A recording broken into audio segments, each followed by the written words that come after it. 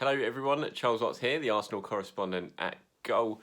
Thank you once again for joining me on one of these videos. It's Q&A time today. I promised it earlier in the week. If you follow me on Twitter, you'd have seen I put the message out, as I always do, ahead of one of these Q&As, asking for any comments, for any questions or opinions you might have on Arsenal, to fire them in, reply to the tweet, and then I'll try and get them involved on one of these Q&A shows that I do. And found some time, so I'm going to do one today. Obviously, Arsenal had a very good win last night, 4-0 at home to Norwich City. Another couple of goals for Pierre-Emerick Aubameyang. I'll get it right one day.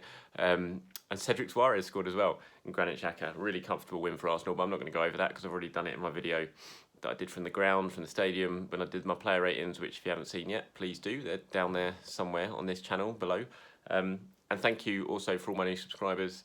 And thank you for the comments I've been getting on the videos. And if you just stumbled across this channel for the first time and you fancy subscribing, then please do. There's a button down there somewhere. Just hit that, and I will try and do my best to keep you updated with all that's going on at Arsenal. I'm not going to faff around any longer and waste any more time. I'm going to get straight into this because I've got a hell of a load of questions. I had so many replies to go through.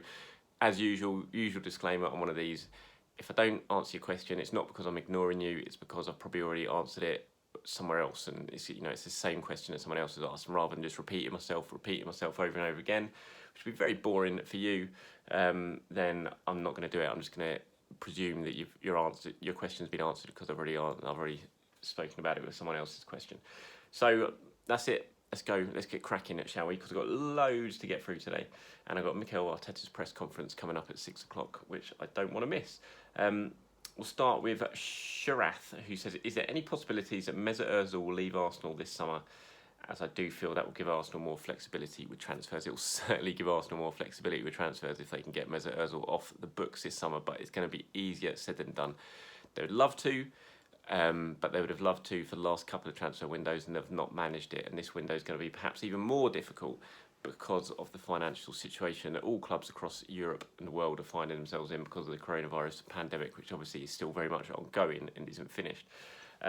So yes, I think I couldn't rule it out completely because you never know. It depends on Ozil really. If he goes, it all depends on him. He can either, because I don't think Arsenal will be able to sell him, or if they do, they might just have to give him away for free at this stage. And then someone pick up wages. Basically what they're trying to do with Mkhitaryan as well with Roma. It looks like obviously a deal's been agreed with Mkhitaryan for him to stay to the end of the season on loan. But then Roma have said they've agreed a deal in principle for him to be there next year as well. And what that means, from what I understand it, all those things, it's not finalised yet and it's still ongoing, is that Arsenal might release him from his contract a year early, and then Roma will pick him up. Arsenal won't receive a transfer fee for that, but they'll get his wages off the wage bill, which is save him about £10 million or just under next year. So that might be what they have to do with Ozil if they are going to get rid of him. There is interest in a lot of, certainly in Turkey, they want him Fenerbahce. We've got long-standing interest in Ozil. I wouldn't be surprised if Ozil ends up there next summer. Whether it's this summer, I don't know, but it would have to be very much, no transfer fee, and I don't even think Arsenal would be able to just. Ozil would have to take such a massive pay cut even if Arsenal tried to cancel his contract, for him to go to Fenerbahce, because they wouldn't be able to afford anywhere near what Arsenal would afford, and Arsenal would probably have to pay a fair amount of money to Ozil as well because of how much he would lose in wages. So I just think they're going to be stuck with him for another year. So there is, it's possible because anything can happen. It's football, but I find it very unlikely. It's just going to be a similar situation to the last couple of windows, because Arsenal would absolutely like to get Mesut Ozil out. I think that's been pretty clear for the last year. He's not playing at the moment under Mikel Arteta. It would save them huge amounts of money. You're talking nearly £20 million over the course of a year if they were to get Mesut Ozil's wages off the wage bill. Now, those wages that could be spent elsewhere. So Sheriff, as you were saying, it would give them plenty more flexibility in transfers, but I think it's going to be incredibly difficult, and Arsenal will probably stuck with Mesut Ozil for one more year until his contract ends. Bestie says, what happened to our interest in Everton Suarez? And was Cedric signed because someone got them mixed up? As far as I'm aware, and I reported this at the time, back then I never thought there was any interest in Everton Suarez. I know it was massively talked about in Brazil, potentially with someone that Edu knows the agents well, and he was someone who'd been discussed very, very sort of low stage, not in any sort of advanced way. But in terms of all the stories that were coming out of Brazil, and Arsenal medical doctor going over there to do a medical, and fees being agreed and stuff like that, it was just never the case, as far as I was being told. Absolutely non-starter. So I don't think, as far as I'm aware, there wasn't any significant interest in Everton Suarez. It was just all coming out of Brazil, I think, presumably from the agents. Why would we sign one of our best young talents, only an 18-month contract a year ago, that we are willing to give a 4-year-old contract? A 4-year contract to 28-year-old loanee who hasn't played a game. That's from Jack Laguna. I presume you're talking about Balogun there, in the story that David Ornstein broke, and I had confirmed afterwards as well that Arsenal are willing to let Balogun go. Got 1 more year left in his contract. Very talented young striker. Was top scorer for the under-23s this season. The fact is, they only gave him an 18-month deal because you can't give two. I think it's 2-year maximum at that age you can give when they're for their first professional contracts, I think. But you can't give massive long-term deals for their first professional contracts. The same with what happened with Saka. Arsenal gave him his contract, and then suddenly they had to, that was running out, and they had to renew it again. And so they gave, Balogun I think he got 2 years, something, and they were willing to extend it. They were willing to extend it, but they couldn't agree terms. Balogun wanted, I think he wanted more permanent sort of money coming in. Arsenal were very much offering him more of a performance-based contract, which is something that they're doing more and more with their younger players now, sort of trying to get them to earn their money a bit more, rather than just pay them a shed load out the bat when they haven't even played in the senior team, which I think is pretty fair, to be honest. It's like certainly the old school way of sort of earning your wage, and but he wasn't happy with that, and his representatives weren't happy with that, and negotiations in the end, Arsenal felt that they'd sort of reached the end of the line, and so they were stopped. Now he's still got another year left in his contract, so he could stick around for another year, but I think that all the signs are that Arsenal will try and get as much money for him as they possibly can this summer, not just in a transfer fee, but also protect themselves long term. So there'll be plenty of clauses in whatever deal they agree with whoever. There'll be plenty of clauses that if he scores a certain amount of goals, that's what it'll raise significantly. Kind of similar to the one they do with Javier Miche when he went to Hamburg, because that was only about 2.5 million, but it could have risen by a fair few million if he hit certain targets for Hamburg. It's since transpired that he hasn't done anything really for Hamburg. He's had a nightmare first season. But if he had done well, or does do well in the future, then Arsenal will get more money, and they're going to have a significant sell-on fee as well, which is the same as Balogun. So yeah, it's a shame Balogun's going, but you've got sometimes youngsters leave, they just do. Balogun's looking ahead. He's got Martinelli, Nketiah, Tyrese John-Jules all to get past in the pecking order before he even gets to the sort of senior strikers. So it's a tough one. Arsenal wanted him to stay, but they couldn't agree a deal, and you can't keep them all. So it is a shame. He's a player. I saw him score a hat-trick against Barnet last summer in a friendly, and it was fantastic. So good. Proper sort of take your breath away type hat-trick. But you can only, if they're not going to sign, then what are you going to do? And Arsenal tried, haven't got it done. Claude asked, good morning, Charles. What do you think of Kieran Tierney's performance yesterday? When he says yesterday, that was actually, he was talking about Sheffield United. Because I put this question out after the Sheffield United game, I think, on Monday. And I thought he was brilliant at Sheffield United, and I thought he was brilliant last night as well. Really, really impressive. What a player, what a signing. We're beginning to see now why Arsenal invested so much in him last summer to get him in from Celtic, and why they refused to take no for an answer from Celtic. Really talented kid, only 23 as well. Great at both ends. It looks like he certainly impressive defensively as a fullback. He doesn't get beaten time and time again, but going forward as well, he gets forward really well. He's linking up well with Saka against Sheffield United. Aubameyang last night against Norwich, fantastic delivery from out wide as well. He's involved in Xhaka's goal yesterday. Unlucky not to have at least one assist yesterday with a cross that Lacazette should have done better with. So fantastic signing. I think I was excited when they signed him. And it's been a disappointing first season because of the injuries, but we can really see when he is playing just how good he's going to be. So, yeah, really excited about Kieran Tierney. Fantastic looking player.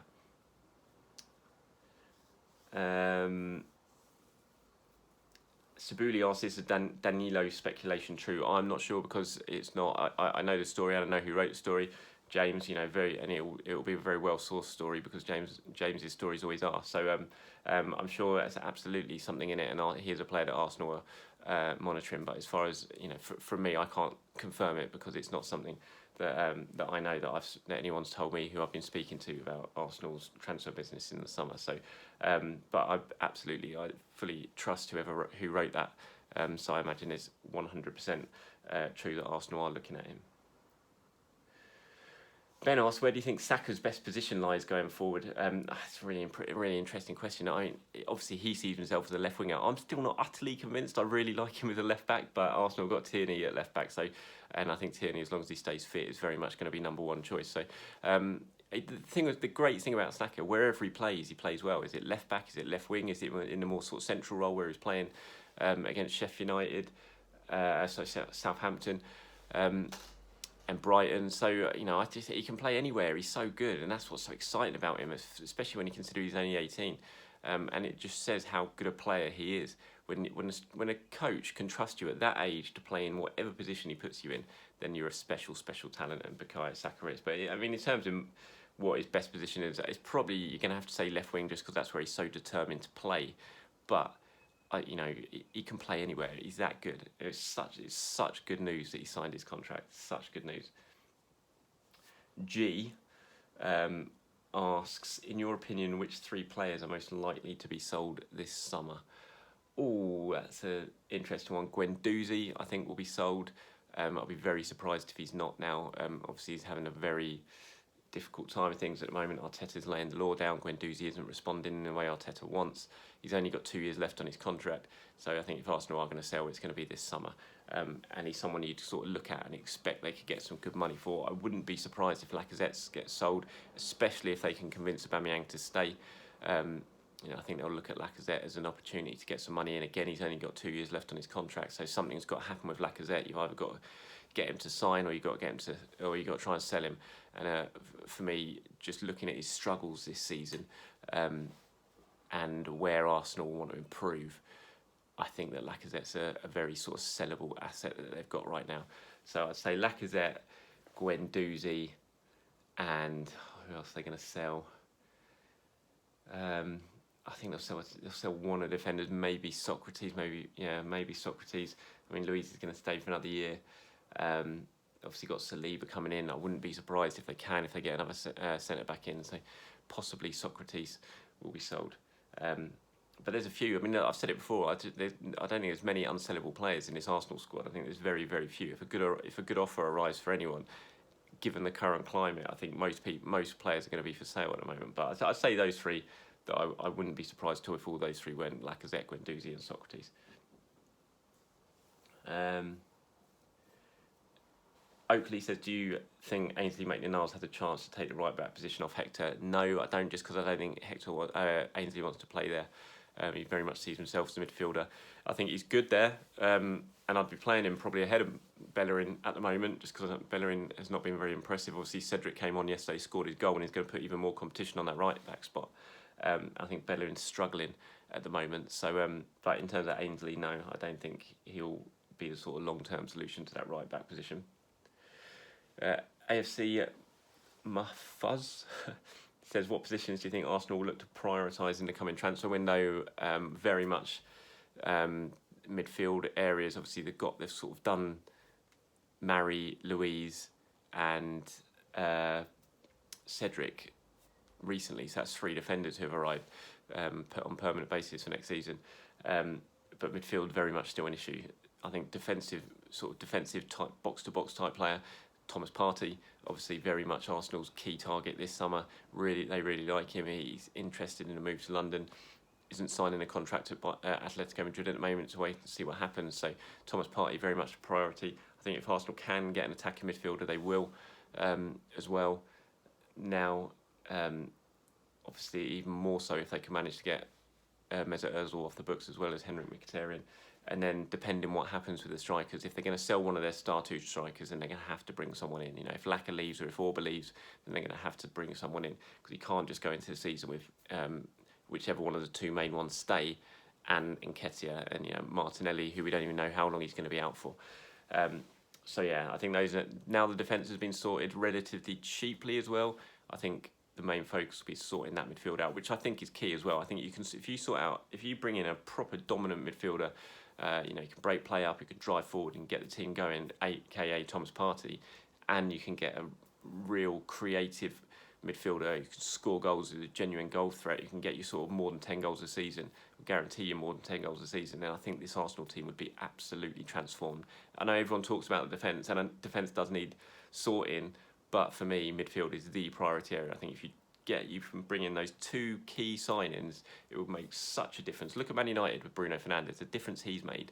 If Arsenal could go out there and really sort that midfield out, bring in at least two players, dominant holding player, really impressive attacking player, team's transformed for me.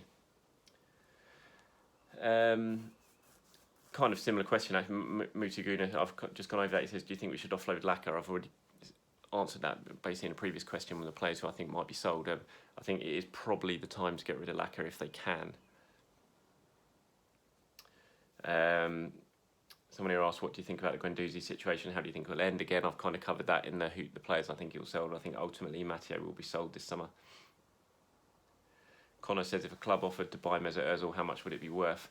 I honestly don't think Mesut's worth anything now. I think his wages are so big, so astronomical in such a difficult financial climate that I don't think you can really expect to be able to sell Mesut Ozil and for a club to be willing to take on his wages. So yeah, I just don't see Mesut Ozil being sold. I think if Arsenal are going to get rid of him, it's going to have to be a kind of Henrik Mkhitaryan type situation where where the club agrees to sort of cancel his contract for the final year. But even that, I'm not sure it's going to happen right now. Simon asked, what are the chances of Kroenke selling the club? Non-existent, really, for me. Just not going to happen. They don't sell, never sold anything, any of their franchises, despite anti-fan protests or anything like that. I'd be stunned if they sold in the near future. Let's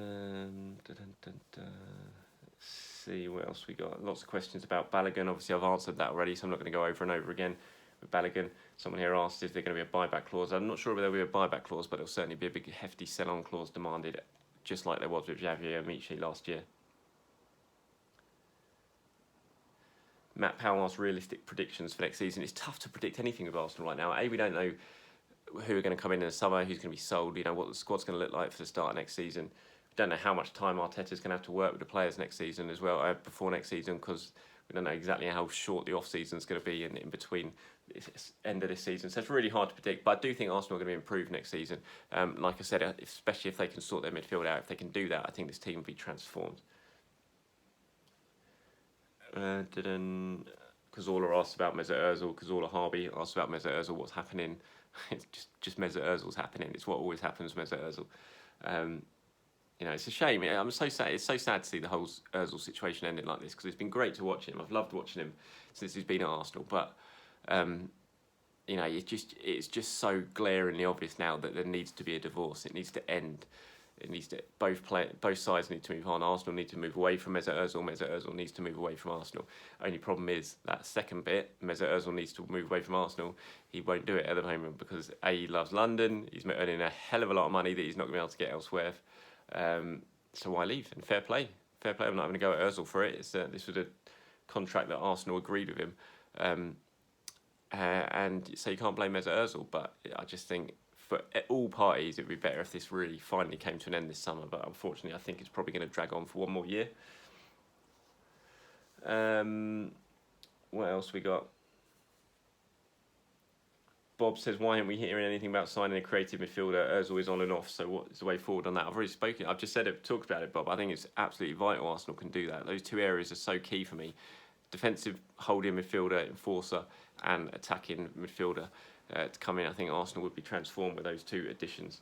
So I'm just looking out the window. It's absolutely tipping it down. It's gone dark in here as well. So I hope you can still see me pretty well. I haven't got a light on. It was glorious sunshine a minute ago when I started it, but torrential rain now.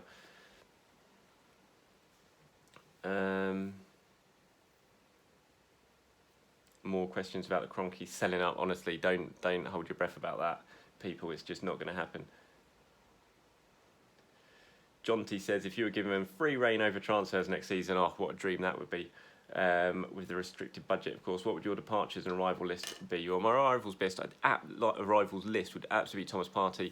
I think I would love to bring in Upamecano at centre back. I can't see that happening. I know it's a dream of a lot of you guys out there. I get a load of questions about him all the time, and he would be fantastic, and there's no doubt about it.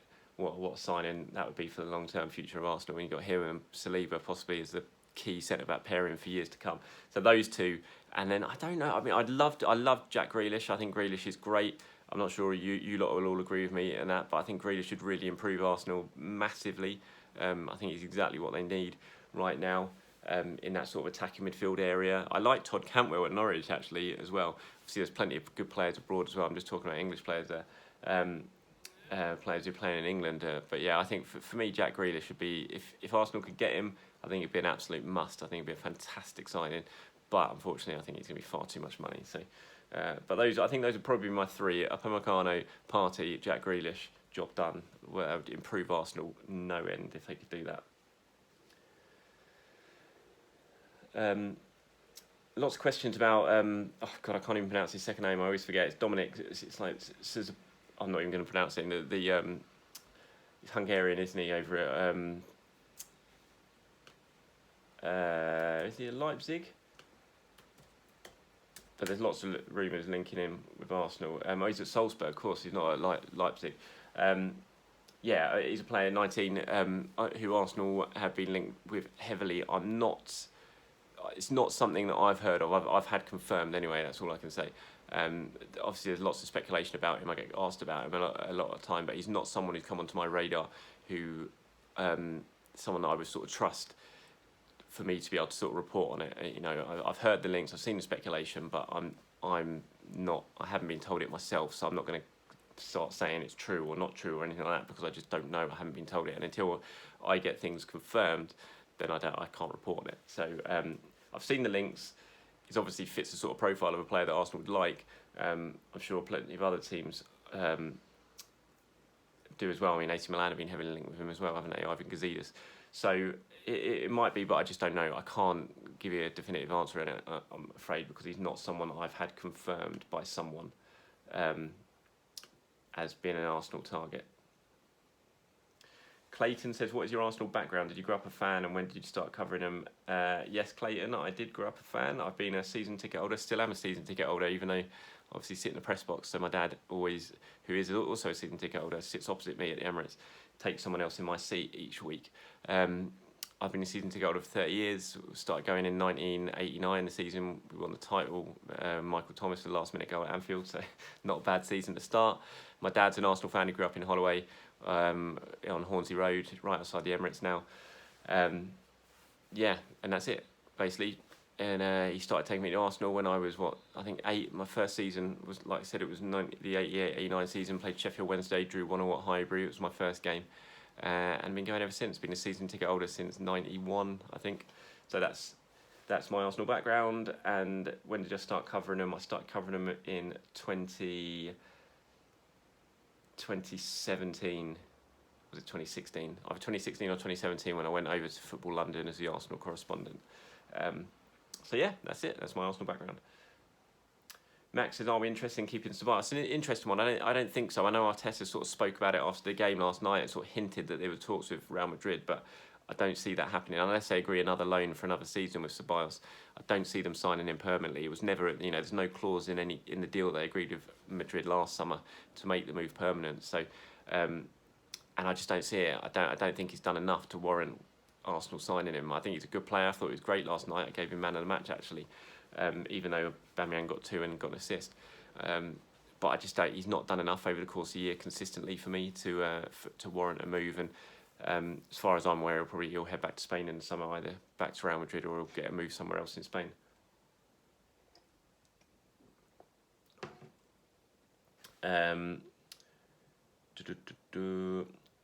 Firoz says, is this Clivert-Mickey swap still on since Pedro joining Roma on a free next season? I don't think so. I think, like I said, Mickey's going to go.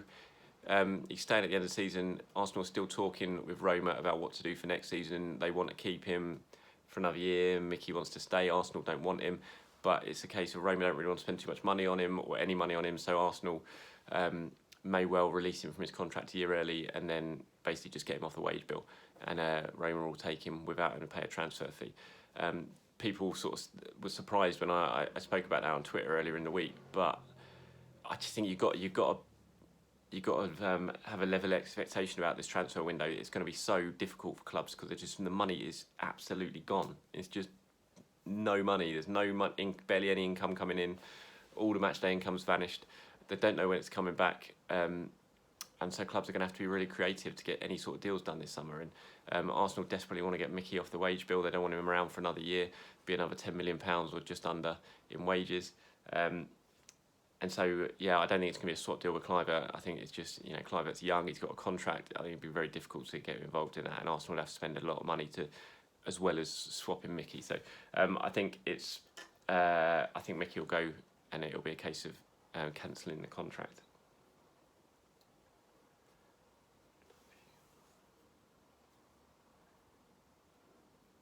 Understanding Football says, with Ozil at £350,000 a week and not playing in crucial matches, is he a luxury we can still afford? No, he's absolutely not a luxury Arsenal can still afford. And yes, they are looking to offload him in the summer, but whether they can or not, I've already spoken about. But yeah, no, he's not a luxury the club can afford at all. That's why they've been desperate to get him out of the club for the last couple of transfer windows, and they still are desperate to get him out. So no, they can't afford him. Teslim asks, why is our recruitment of player gone from bad for worse? See, I need to talk about this. I don't think Arsenal's recruitment is that bad.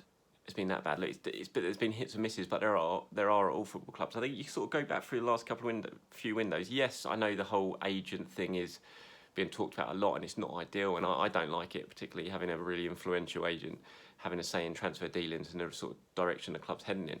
But it does happen. But if it was just purely on that, then I'd be really worried. But it's not. You've got to think, in the last few transfer windows, they've signed Guendouzi through very good scouting, a really good young player who's gone on. And even if they do sell him this summer, they're going to make a massive profit on him. Signed Martinelli last summer, just plucked him out of Brazil, spent only a few million quid on him. And now what's he worth? So that, Saliba, they've gone and done as well. A really talented young player. They scouted extensively. They won the battle for that. So they're not just buying David Luiz or Cedric Suarez, just mates and the agents. They're also still using their very good scouting network and using Francis Cagliari, the head of international recruitment, and his network of scouts all across the world to identify really good young talents and bring them in. And they've had some real success of that recently. Lucas Torreira, again, I still think has been a very good signing, even though he's kind of not hit the level that we thought he was going to after the first few months. So I'm not sure that's really his fault. I think a lot of the blame for that falls with Unai Emery and the way he used Lucas Torreira. So there's been some very good transfers as well. So I don't think recruitment's quite as bad as everyone seems to think it is. Let's have a look. Reece Nelson asks, why is Arteta currently not using Reece Nelson at all? Any story on this? No, and he started him last night. I know your question came in before last night's game, but no, he's just not been using him too much. Not been starting him too much anyway, but he got his start last night. I thought it was a little bit disappointing. Last night he saw plenty of the ball, was in some good areas, and he didn't really do anything with it. But Pepe's been playing very well since the break. He scored a few goals, looks dangerous. He's great at Sheffield United, so that's really the main reason that Nelson's not been featuring too much. God, lots of questions about Mesut Ozil this week. It's mad. Everyone's still very interested in, and lots about Florian Balogun as well. Like I said at the start, I'm not going to go over and over him because I already have done.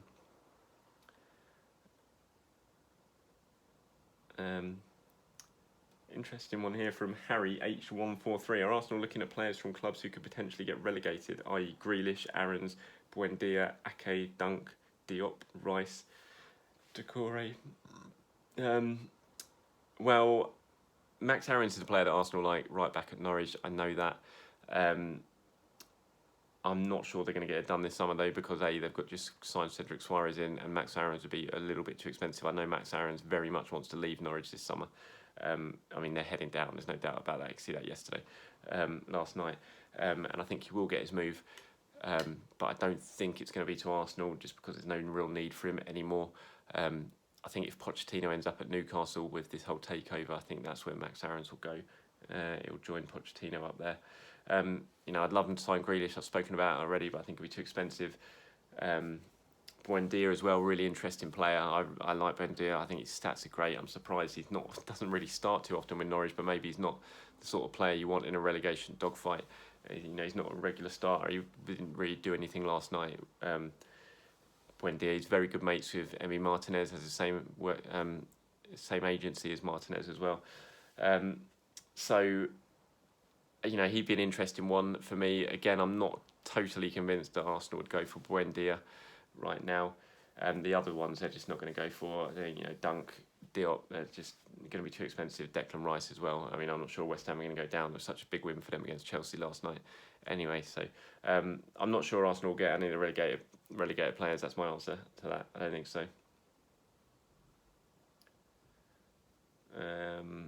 Plenty of questions about Balogun still.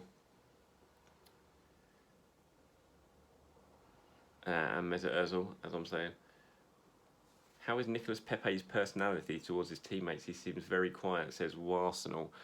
He is very quiet. He's quite a shy, sort of introvert type character, Nicolas Pepe, certainly when he doesn't really know you too well. But he's very popular player around the squad. He's good mates with some of the French lads. He's quiet though. He's almost a little bit shy when you speak to him. When we speak to him as a media, and a few times we have spoken to him, he's always very softly spoken, quiet guy. So yeah, he's pretty shy when he's around people he doesn't really know. But he's a very popular figure at Arsenal. He's settled in well there. So I wouldn't be worried about anything like that.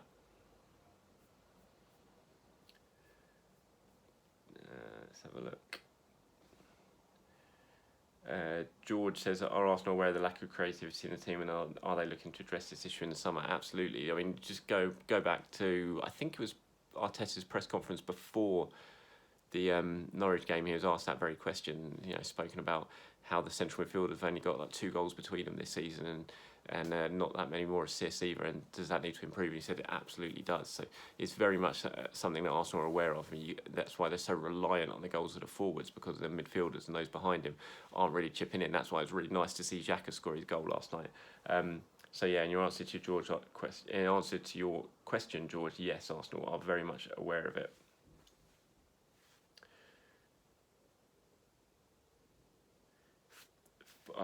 I'm not sure how you pronounce this. Firoz says, are the rumours surrounding Guendouzi part of the Partey deal true?